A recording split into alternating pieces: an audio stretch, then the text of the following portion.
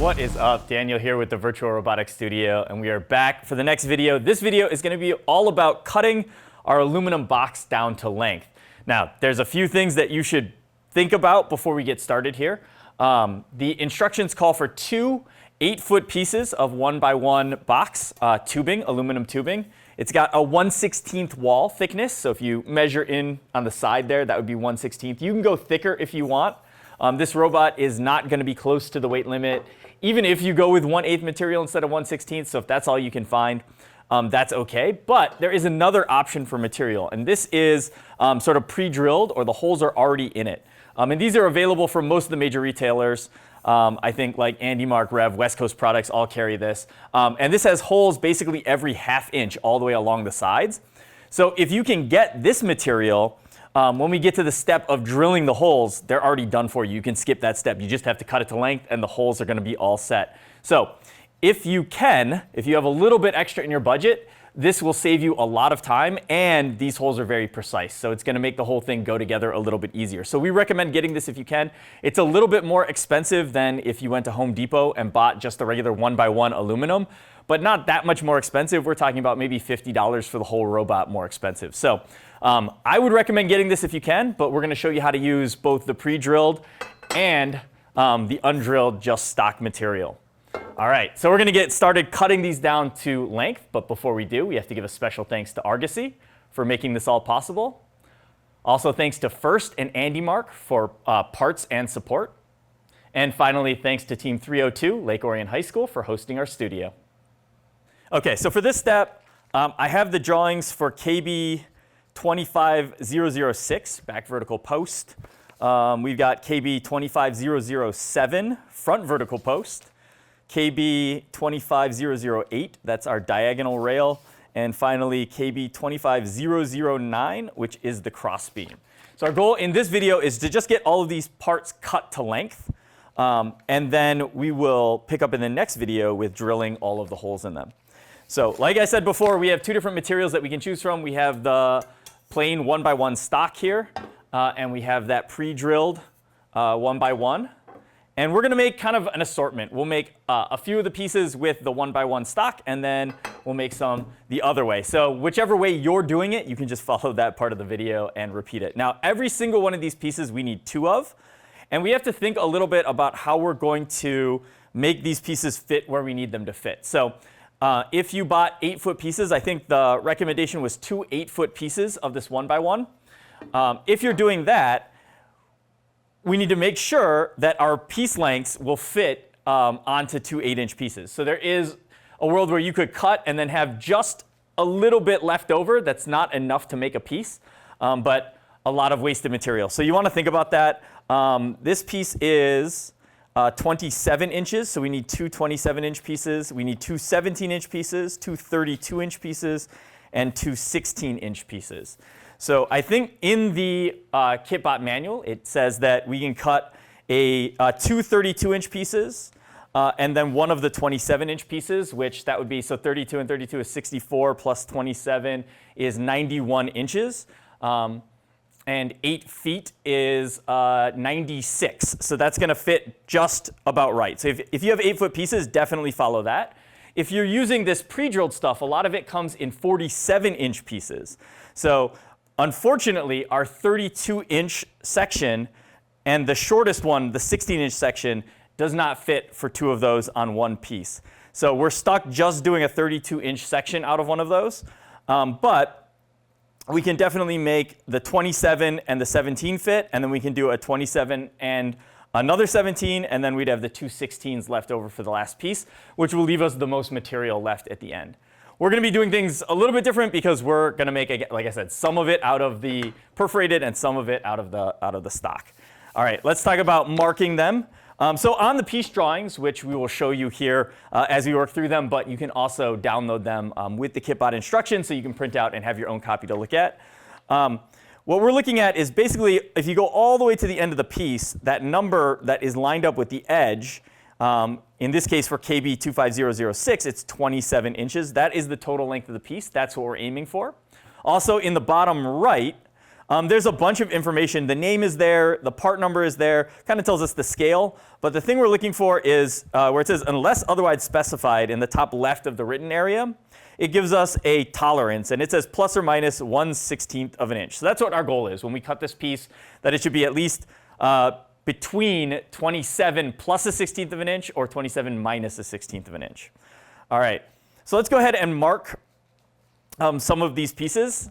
And what we want to do is we can't just mark all of them at once. I can't just say, okay, we need a 27-inch piece, so I'll mark the first 27-inch piece, then pick up right on that line and do the next 27-inch piece, because if you do it that way, the saw blade is actually going to remove material. It takes some material out. So your first piece will be right, your second piece will be a little shorter, the third piece will be even shorter than that. So we got to mark and cut one at a time, but we can mark from both sides of our stock. So we're kind of marking twice and then cutting twice until we run out of room. So few different ways that we can mark this. Obviously 27 inches, because we're going to work on that piece first, is pretty long. Like the only thing that I have is either I've got a big T-square that I could use to measure it out, or the tape measure. So this is going to be a tape measure operation for measuring. And we're trying to just get between, like we said, that plus or minus 1/16 of an inch. There's a few different ways you can do this. If you have just a Sharpie, you can kind of go to the 27 inches and make sure your tape measure is running straight. If you're on a very big angle like this, the 27 inch is going to be slightly closer than if you're doing it straight, because if we're on the diagonal, it's going to be a little bit longer. And if you just have a Sharpie, the problem is, like if I try to put this line right on the 27, I don't really know where in that line I actually need to drill. That line starts at 26 and a 16 and 15 sixteenths and goes almost all the way to 27 and a 16th. So it's hard to cut right in the middle of the line, and it's hard to know exactly where we want to do it. So if you only have a Sharpie, let me slide this over a little bit. If you only have a Sharpie, one of the things you want to do is make sure that you are drawing it so that the edge of the Sharpie mark is on the line where you want to cut. So now I know that second Sharpie mark, if I remove all of the Sharpie but don't take any extra, then what's left on this piece will be 27 inches.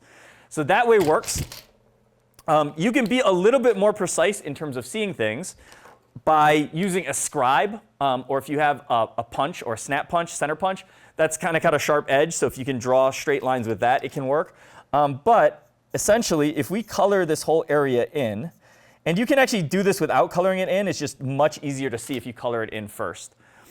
Then I can take, it's just a metal point at the end. This one actually I think is maybe tungsten carbide, a carbide tip. But you can just get one that's steel, and that will work as well, because we are just marking on aluminum. But the idea here is if I take this and I put it right on the 27 and make a mark, now we have a very fine scratch at exactly that point. And what we can then do is we can transfer that line across the entire piece if we need to. So I could bring my square in here. Let's see. I guess it goes better from this side. So you can bring the square in. And what I actually like to do is if you put the scribe right on your mark at the right place and you just hold it there, you can bring the square in until it's touching. And then you can just drag along that square to get a line. And sometimes the big square is a little hard to get around with the tiny markings. So I also have a slightly smaller square. And this one I find works a little bit better for me, because then I can get right on that mark. And since it's shallower, I'm not bumping up against all of the other parts of this. But then we can drag that line straight across. And after I've scribed it, I can go ahead and measure and make sure that we are actually on 27. And you can see I missed by a little bit, I think, when I got bumped by this. So what you could do is you could just color this in again and go again. But even better is you just rotate it, and we'll do another one. So we can color it in. I have this wide Sharpie, which is really nice for coloring these areas in. But of course, it will work with the regular one as well. And I can, on the one that we're not going to use, I could scribe a little X on it, so I know that's not where I'm going to measure to. And let's see. We want to go a little bit more on this side. Okay. And let's measure it back out. All right, and again, this is where I like to, if I just put the scribe down right at the 27 line and hold it there, I can then bring my square in until it's touching, and then I can just scribe that line in both directions. And that should be really close to 27. That's right on. Okay, so this one is marked. We have 27 inches here. And if you remember, on one of these sticks, we were going to do two 32s and one 27. So we have the 27 here. That was KB 25006. Then we're looking for KB 25008, which is the 32-inch one. So let me spin this around. So this one's going to be 32 inches. So I can measure in and see about where 32 inches is.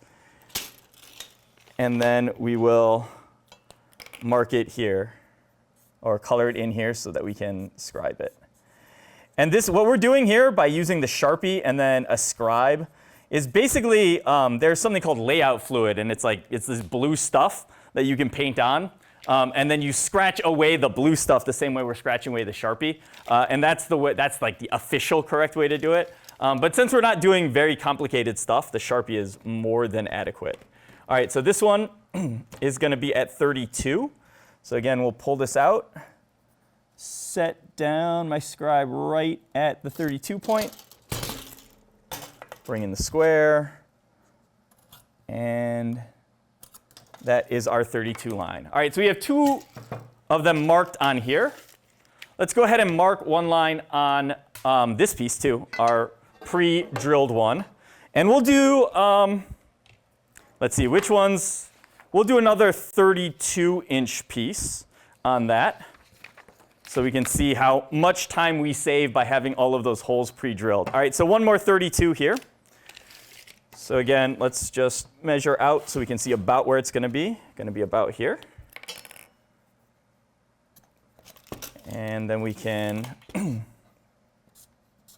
color that area in.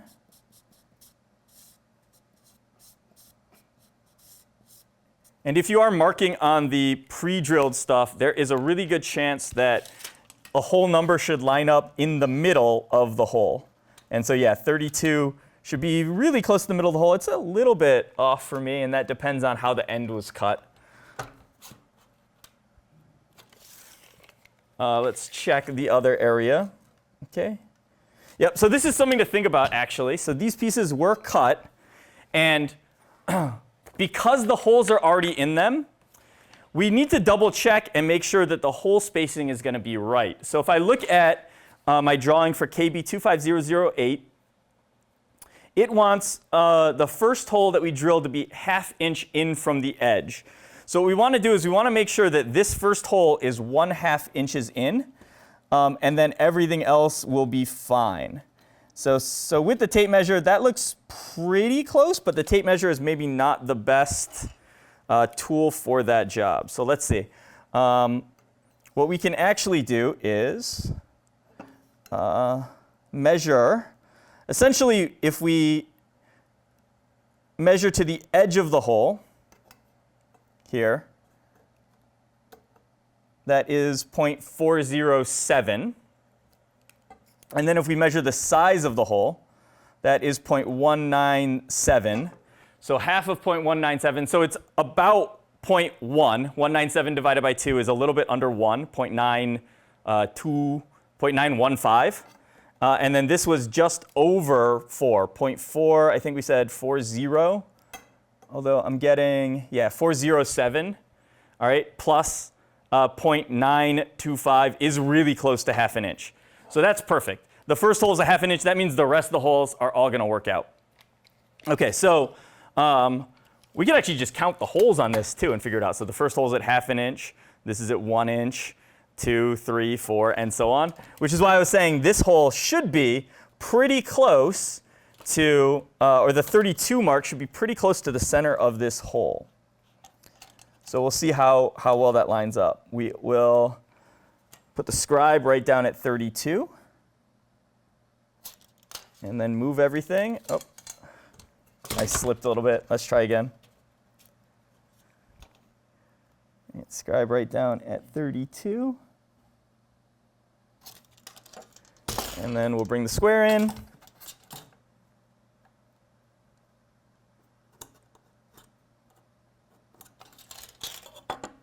And that's pretty close. Seems like my marking might have been off. I'm just off to the side of the hole, but I think by less than the amount that we care about. Also, I will say on these parts, it says plus or minus a 1/16 of an inch, but knowing the way that this builds together, if it sticks out, I think in the back of the robot, we're still going to be OK. I think it doesn't stick outside of the frame perimeter of the robot. So we'll see. All right, we've got 3 pieces marked, so we can go ahead and cut those, and then we'll mark some more. So at this point, give me a second. Let me bring the saw over here, and then we'll start cutting, and then we'll keep marking and keep cutting until we finish all the pieces. There are lots of different ways that we can use to cut this metal. It just depends on what you have in your shop. So a lot of teams might have like a vertical bandsaw, like we have a little one over here. This one is a problem, though, because I need to cut here, and it won't fit. It's going to hit the bandsaw, and I can't put that through. So the bandsaw I can make pretty accurate cuts with, but I can't really chop this stock down when it has a large amount sticking off past it. So if you have one of those saws and you have, I don't know, maybe a hacksaw, you can do a really rough hacksaw cut. I would move over a little bit from the line and just do a really rough hacksaw cut and then go over to your vertical bandsaw and clean it up. If you have a reciprocating saw or a jigsaw type saw, make sure you get a metal blade in it, and then you can definitely clamp this down and do your best to cut straight. For most of these parts, actually for all of these parts, I think even if you don't cut straight, if the end is a little bit crooked, it's going to be OK. We're going to have to work a little bit to get everything lined up, but it's not the end of the world if your cut isn't perfectly straight. So those are 2 options that you can use. Also, if you have like a horizontal bandsaw, that's great because you just clamp the thing in, you start the bandsaw, and it will do the cut for you nice and straight. Those are great for cutting this extrusion type material. Also, I have a metal chop saw, and that's what I'm going to use here for all of my cuts. So this one is different than a normal miter saw or a wood cutting saw in that, first of all, the blade is for metal. Also, this spins at a much slower speed. So it spins at a speed that's better for cutting like our aluminum or other metals. It is a little bit, I wouldn't just get your wood saw, buy a metal blade and put it on because it spins too fast. That can be dangerous. And kind of by the same token, if you have like a circular saw, like a hand circular saw, those also spin a little bit too fast. You can buy metal blades for them, but the metal blades, again, are designed for ones that spin a little bit slower and are made for cutting metal.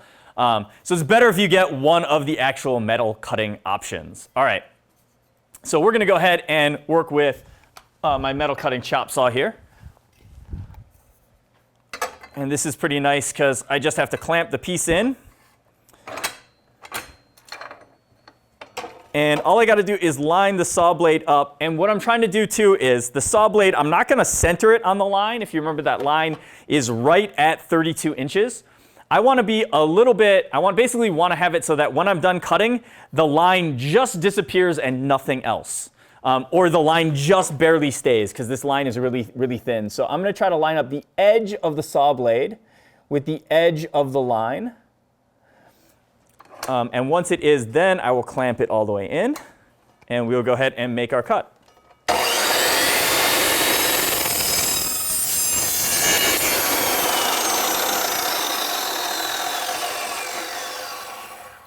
All right. So there's the first one. We're going to file the edges because there will be some burrs sticking up that we want to knock off. Basically, you don't want any sharp edges anyway. There is that inflatable ball that's part of this year's game. And of course, if you pop that ball, the inspectors are going to come and ask, what is it on your robot that's so sharp that keeps popping it when it lands on the robot or whatever. So you always want to file it. Also, people can scratch themselves or cut themselves if we leave too much of these sharp burrs on there. So we'll file that down until that's smooth. And then let's double check that we got our dimension correct. So we want to see 32 inches here.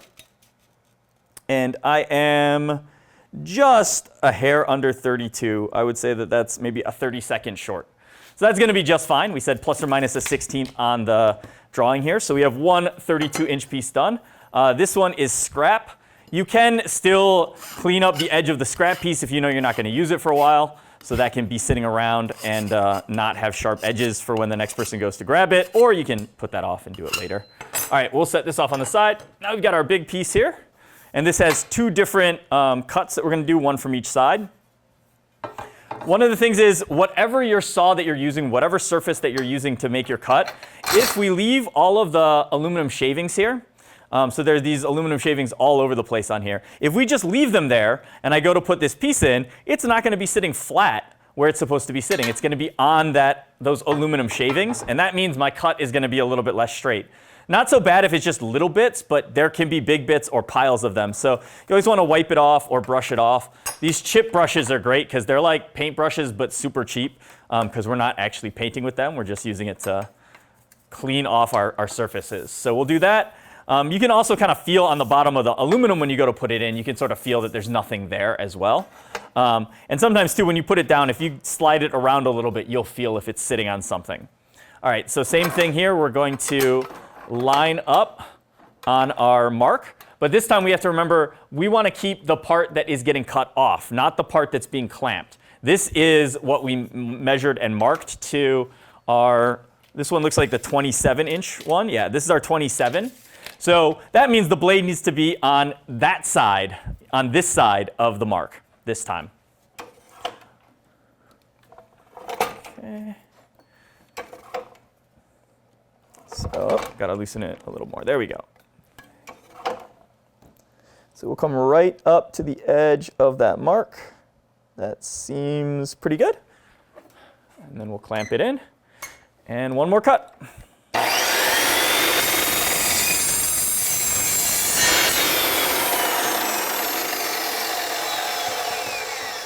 And then we file. And I'll also say when you're filing, a few things to keep in mind. You want to knock off these burrs, but you got to be careful because we just measured and spent as much time as we could making this as accurate to length as possible. So if I'm sitting here on the end and I'm just filing like crazy, I'm actually making it shorter. So eventually it's going to be out of spec too short because I filed it too much. That is something you can do if you cut it a little bit too long. The technique I like though is like if you run your finger along the edge, you'll feel a raised lip.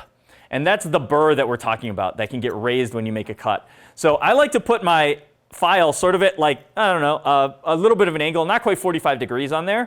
And then you can just run the file sideways across the piece. And if you do that a couple times on each edge, that knocks off all the burrs. Then I kind of hit the middle a little bit and the top. For the middle as well, if you have a deburring tool, you can put that on the inside and that will sort of cut the burr off on the inside as you go around. You can use that on the outside too, but I find the file is a little bit easier on the outside. All right, so that's good.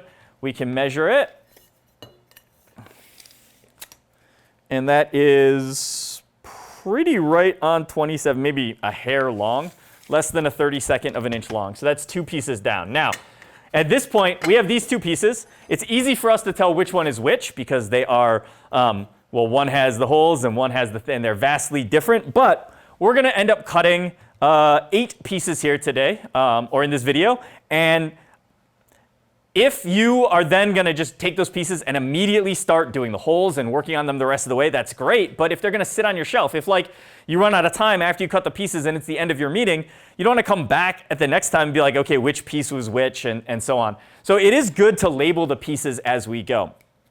So the long one, which was 32 inches long, is KB 25008. So I'm going to go ahead and put that on here, KB 25008. And then the shorter one was, I think, 6. Yep. KB 25006. So now they're labeled. I won't get them mixed up. I'll know which one is which when we go to grab them. But a note about this too, you have to be a little careful with just Sharpie. I think I have this is like the Milwaukee Inkzall. It's like their version of the Sharpie. It's about the same. It's supposed to wipe off a little less with oils. So what can happen though is if you get a lot of oils or things that might be in the shop environment like that, sometimes the Sharpie can wipe off. So in this case, you can see like just with my finger, it can fade a little bit. If these pieces are going to be sitting around for a long time, you might want to label them a second time. Like I could rotate this and write it on again just so it doesn't get mixed up. In this case, I'm not super worried because when we're done cutting the parts, the only difference is going to be the length. And we have nothing else that's the same length and nothing else that's really going to get confused for it. So we can always go back and we can double check and be like, yep, that's the 32. So we know that that is KB25008. All right, let's move these off to the side and get our next piece here cut. So we'll open this up. Once again, we sweep it up. I guess I'll spin it around, sure. And once again, this is my 32-inch side. If you ever forget, because you did a lot of marking, in from the outside, that is my 32. So that is the side that I want to keep, which means the line or the blade should be, again, saw side of the line. So we'll get ready and line it up.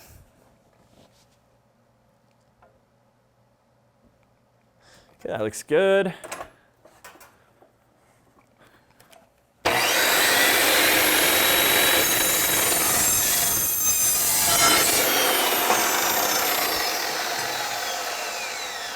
And back to the file. But you can see what I mean, like that angle and just a couple of runs, and I took 3, and there's no burrs left on that edge. And then I kind of hit the top just to knock anything off, and then we've got the inside, and I do like the deburring tool for the inside if you have one. Again, if you don't, you can run your file inside. My file gets just wider, or up to about 1 inch, so I can only use the very end of the file, which is one of the reasons why that makes it harder. But you can get a whole bunch of different files in different sizes and shapes. Okay, this is another 32-inch piece. It's nice. They are basically the same length, which they should be, and we can label this one then as our second KB25008. All right, so those pieces are done. Now we got to mark our next set.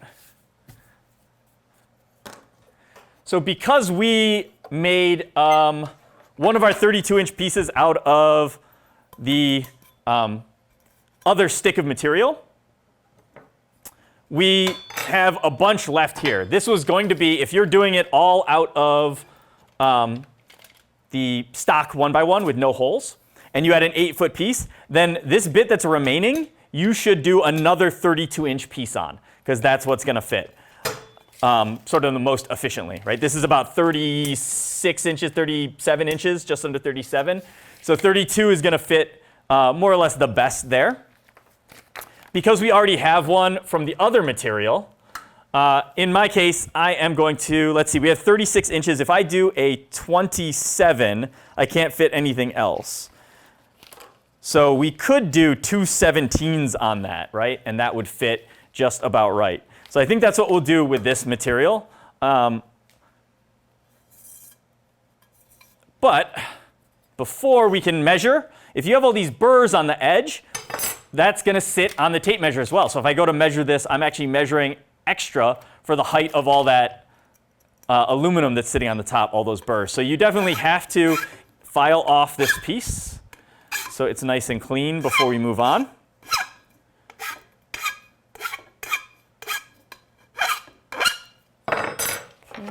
The inside is a little bit less important here because we're just measuring, but since this is going to end up being a piece, I might as well clean it up nicely.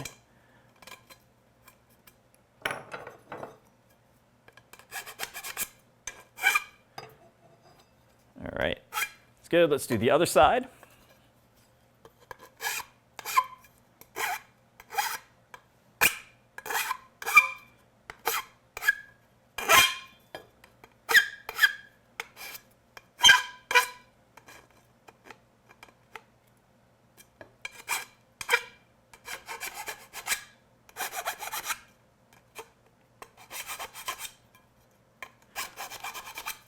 Okay, something else to keep in mind with the file is most files, not all files, are designed to cut when you push. So you want to be doing pushing motions. But like you could see on the inside, I was kind of going back and forth because I only have a little bit of the file to work with. I mean, you're not going to hurt it by going backwards, so it's totally fine to do that. But just know that it's doing most of the work when you're pushing away from the handle. All right, we're cleaned up. Let's mark this piece.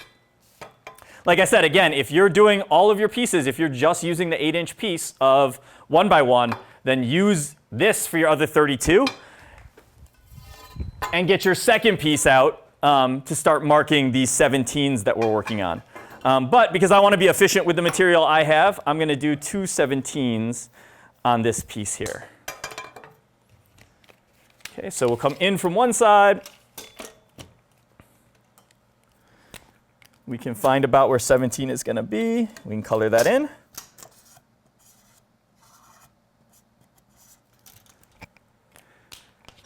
Then we'll get the scribe. And again, make sure your tape measure is running nice and level. And if you don't know on the tape measures too, it's got this little bit on the end here that can move in and out. That is by design. Your tape measure is not broken.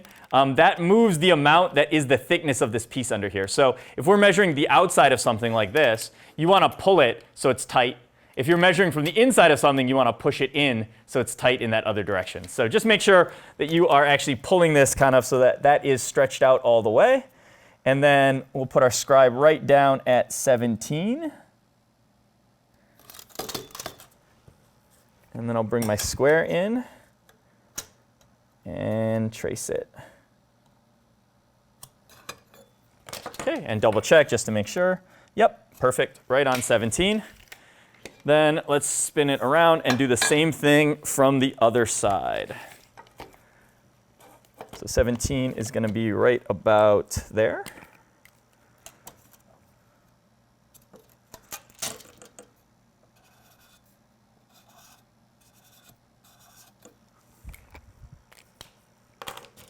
All right.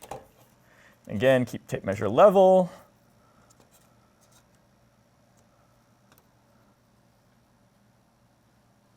Put it right at 17. Oh, my Sharpie is almost completely on the other side. All right.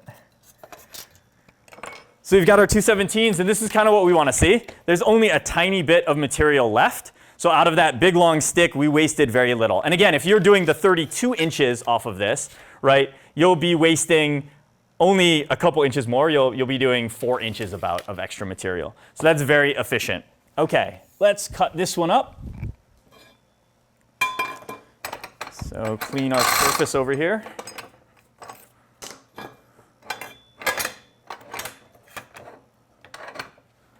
All right, and once again, we want to keep the bit that's going to fall. So we're going to bring the saw blade in on the other side of the line.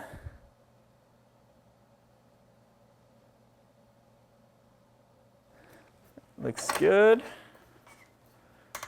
And here we go. You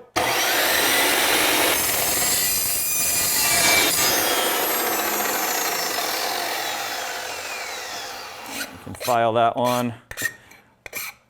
Now some tips, if you're doing this in your shop and you have a bunch of different people that can all work on the robot at the same time, well, the person who's making the saw cuts doesn't have to be the same as the person who's filing it. So one person could be marking and making the cuts and then passing the pieces off to somebody else to go file it when they're done, and that'll speed things up a little bit. And you could actually have 2 people marking out parts. One person could be marking out one of your 8-foot sticks of aluminum. One person could be marking out the other. All right, so you've got that. Let's see, this was our 17-inch piece, right? Yep, okay, cool.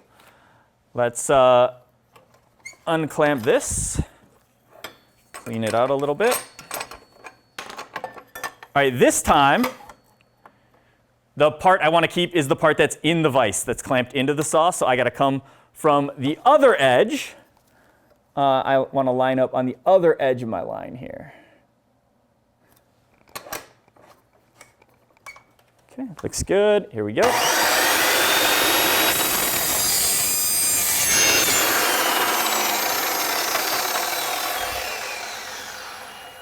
And then we'll clean up that edge.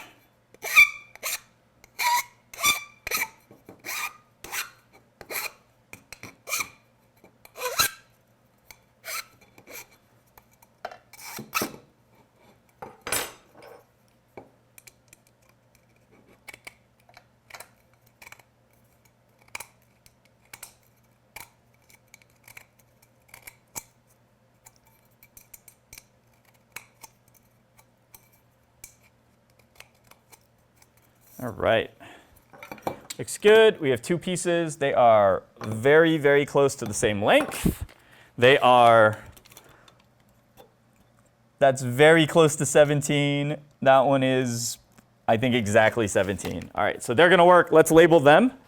These were KB25007 is the 7-inch piece. So KB25, that's the worst beat I've ever written. 00, we said 7. KB25007. All right. So those are done. Our 8s are done. Our 7s are done. We need one more 6, and we need 2 9s. Okay, let's do the 6. I'm going to do another one out of this pre-drilled stuff. And let's see, our KB25006 is our 27-inch piece, I believe. I'm just going to always double check, though, before I mark it. That is, in fact, our 27-inch piece. All right, so we're going to measure and mark 27 inches on this thing.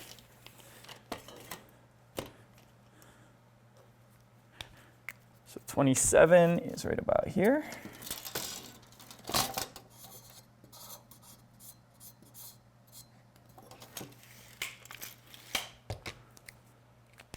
I don't know why I just closed the tape measure, because the next step is to open it back up. All right, 27.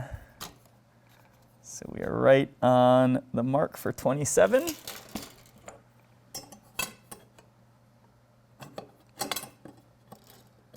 And we mark it. All right, that looks good. Let's see. I think we can also make a 25009 out of this piece as well. And that is a 16-inch long piece. So we can also, we'll mark a 16-inch long piece on here as well. 16 is right around there.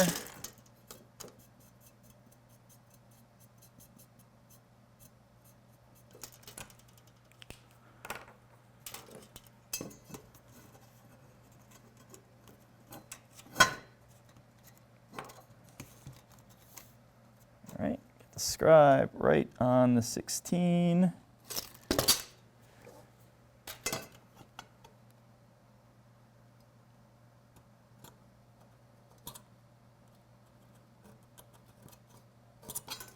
Cool. All right, let's get these going.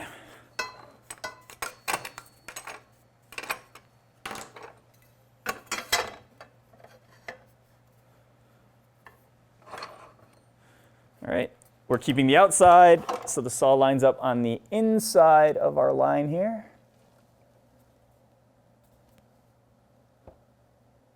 Seems good. All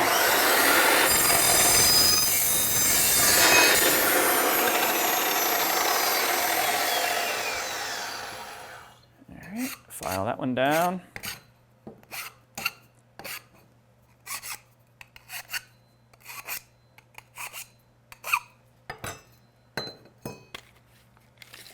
We good? That is just about perfect. All right. Now, I will mention too, the 16-inch pieces eventually are going to go in between some of our other pieces that get built. And this is going to determine the width of sort of the whole mechanism. And this needs to drop inside of that chassis we made, that AM14U6 drivetrain that we made before.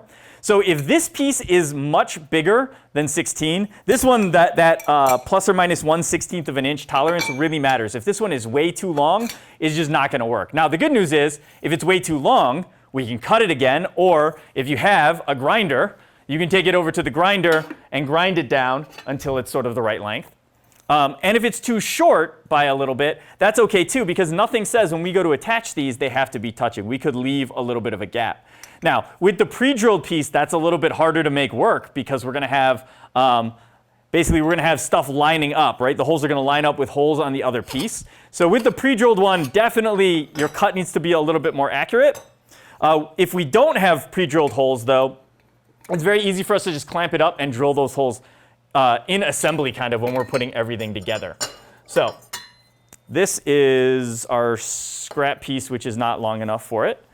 This is KB25009. So we'll label it KB25009. Okay. So we have 2 7s, we have 2 8s, 1 6, 2 7s, 2 8s, 1 9. All right, so we've got to flip this around. I think that we have our second KB 006 here. So we'll get that done. All right, and we'll clamp that up. This time I'm keeping the part in the saw, so I'm on the outside of the line.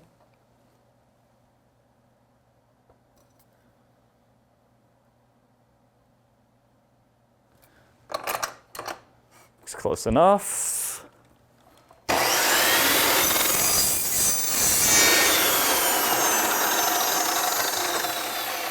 Okay, and we file again.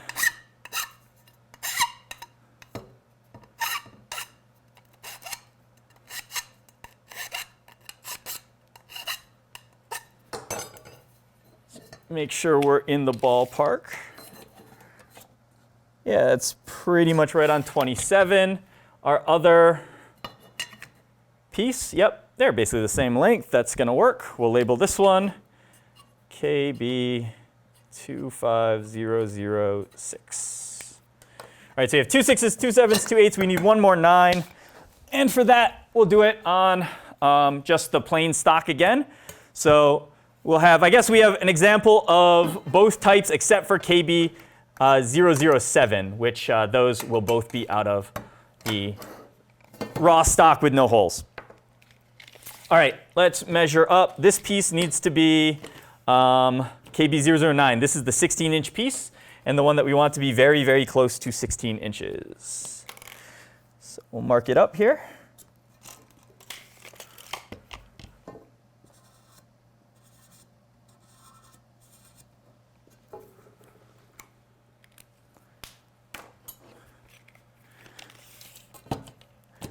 All right, line it up nicely. Scribe right at 16. And if you're doing this and you feel the scribe move, if you accidentally bump it or whatever, that's just start over. Just go back, remeasure it, line it up, put it in the right spot. And you can feel it moving. I mean, it bites in pretty nicely, and it's not really going anywhere. So you should be able to tell. All right, let's get this clamped up. Gotta clean it up first.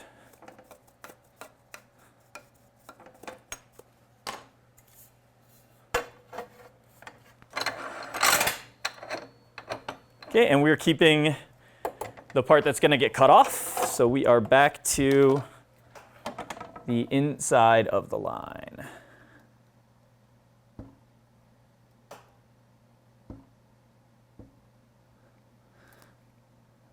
That seems good. All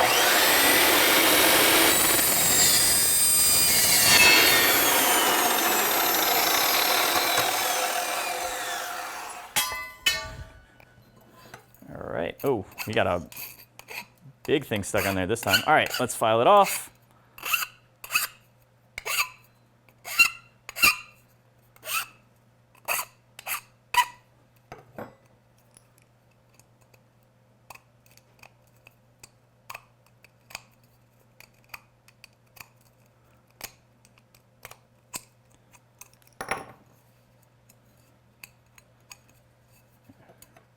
This is the original side, has got some burrs too, so we'll hit those as well.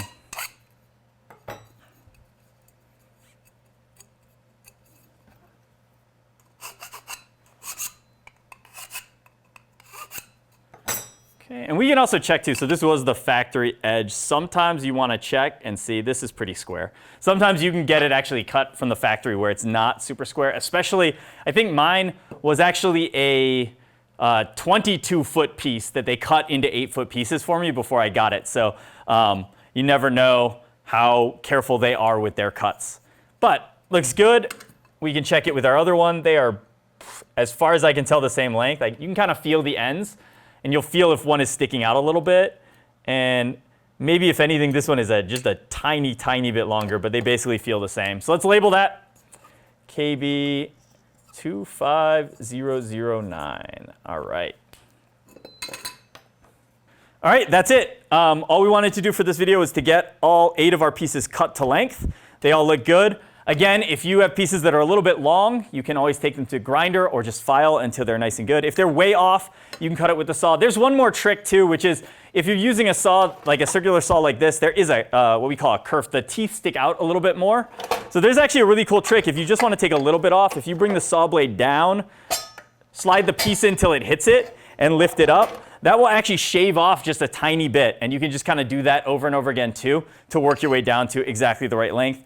But remember, you got a pretty good tolerance here, plus or minus a 1/16 of an inch. And it's going to be OK, even if it's more out than that for most of these pieces. Like I said, just the 25009, those 16-inch pieces have to fit inside of the robot. So you want to get those as close as you can. All right, these pieces are good.